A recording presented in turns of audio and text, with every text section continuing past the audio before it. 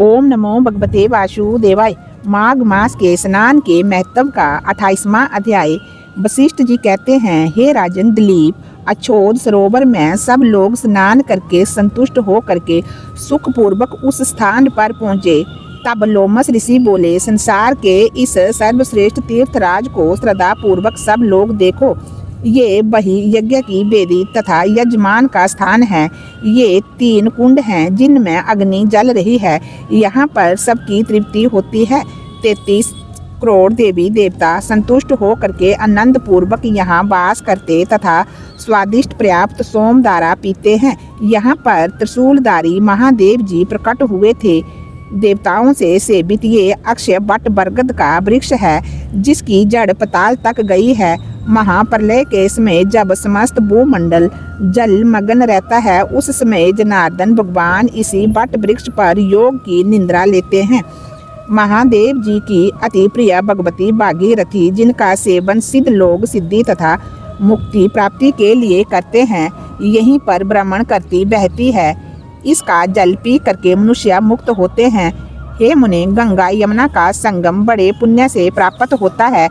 इसमें स्नान करने से जन्म मृत्यु से छूटकर मनुष्य ज्ञान प्राप्त करके मनुष्य तर जाता है। अन्य जीवधारी प्रयाग में स्नान करके बिना ज्ञान के मुक्त हो जाते हैं। ब्रह्मा जी ने यहीं पर महायज्ञ करके सृष्टि रचने की सामर्थ्य प्राप्त की थी।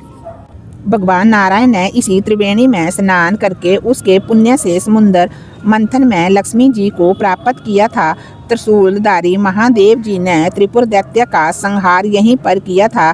प्राचीन काल में इंद्र के शापवश स्वर्ग से निकाली गई उर्वशी को यहाँ पर स्नान करके शीघ्र ही पुनः स्वर्ग मिला था।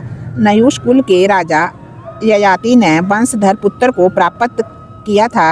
हे द्विज श्रेष्ठ, प्रयाग के पुण्य संगम में पुत्र चाहने वाले को श्रद्धा पूर्वक स्नान करना चाहिए।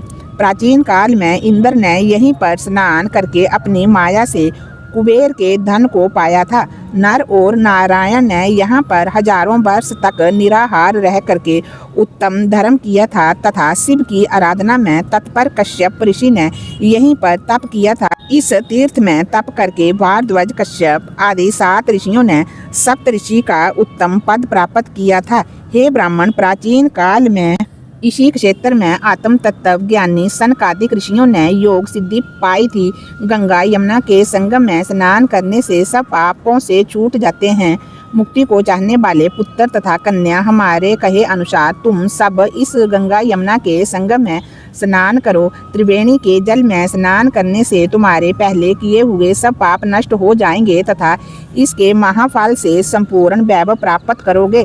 ऋषि के अलंघनीय सत्य वचन को सुन करके वे सब श्रद्धा पूर्वक प्रयाग में स्नान करते ही 50 योनि से मुक्त हो करके अपने वास्तविक शरीर को प्राप्त हो गए। वेद निधि ने अपने पुत्र तथा दिव्य रूप वाली सुंदरी कन्याओं को देखकर प्रसन्नचित लोमस ऋषि से कहा, हे महर्षि, आपके अनुग्रह से ही ये सब पाप से मुक्त हुए हैं। अब इन बालकों के योग्य धर्म उपदेश दीजिए। लोमस ऋषि ने कहा, इस युवा कुमार ने वेदों का अध्ययन समाप्त कर लिया। मैं विधि पूर्वक कहता हूँ कि इनके कर कमलों को ग्रहण करें।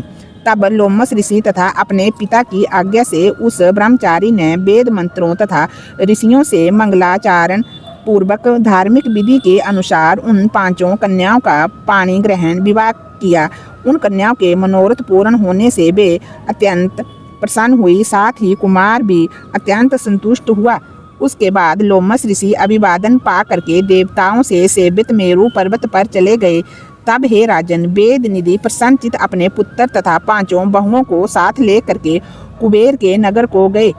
हे सूत जी के पुत्र, इस पवित्र कथा को सुनकर दूसरों को धोखा देने वाला, वाचक, पिता द्रोही, गुरु पत्नी में रत, कन्या की बिक्री करने वाला, ब्राह्मण एवं विष्णु द्रोही आदि शुद्धि को प्राप्त होते हैं। ये तीर्थ मन चाहा फल तथा मोक्ष देने वाला है। जिनकी श्रद्धा ना हो उनसे इस कथा को नहीं कहना चाहिए, अर्थात गोपनीय रखे। श्रद्धा पूर्वक जो कोई इस कथा को पढ़ता है, सुनता है, वह विष्णु का सायुज्य प्राप्त करता है। बुरे सपन तथा पाप को हरने वाले पुण्यदाता इस माघ महत्व के कहने वाले का पूजन करना चाहिए।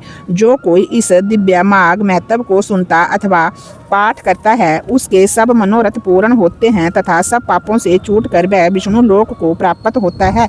धर्महीन के लिए ये दुर्लभ है। इसको सबसे पहले ब्रह्मा जी ने वशिष्ठ मुनि से कहा था, उसी को दत्तात्रेय ने कहा। फिर वशिष्ठ जी ने राजा दिलीप से कहा और मैंने कार्तिवीर्य को सुनाया। जिस घर में इस महत्व की पूजा होती है उस घर में भगवान विष्णु सर्वथा पूजित रहते हैं। पुष्कर, प्रयाग, गंगा सागर, देवालय, कुरुक्षेत्र तथा काशी जी में इसका पाठ आवश्यक करना चाहिए। ग्रहण के समय पुष्कर तीर्थ में इसका पाठ करने से दुगना फल मिलता है। हे सूत जी के पुत्र, पुराण बाँचने वाले तथा इस महत्व को सुनाने वाले ब्राह्मण को पूजन करके गाय का दान, भूमि, वस्त्र, द्रव्य तथा आभूषण इत्यादि बहुमूल्य पदार्थ दे करके संतुष्ट करना चाहिए। इससे उसको किसी प्रकार की पीड़ा नहीं सताती तथा अंत में विष्णु लोक को प्राप्त होता है। परम पिता परमात्मा की असीम कृपा से माघ महत्व संपूर्ण हुआ। बोलिए विष्णु भगवान की जय। ओम नमो भगवते वासुदेवाय।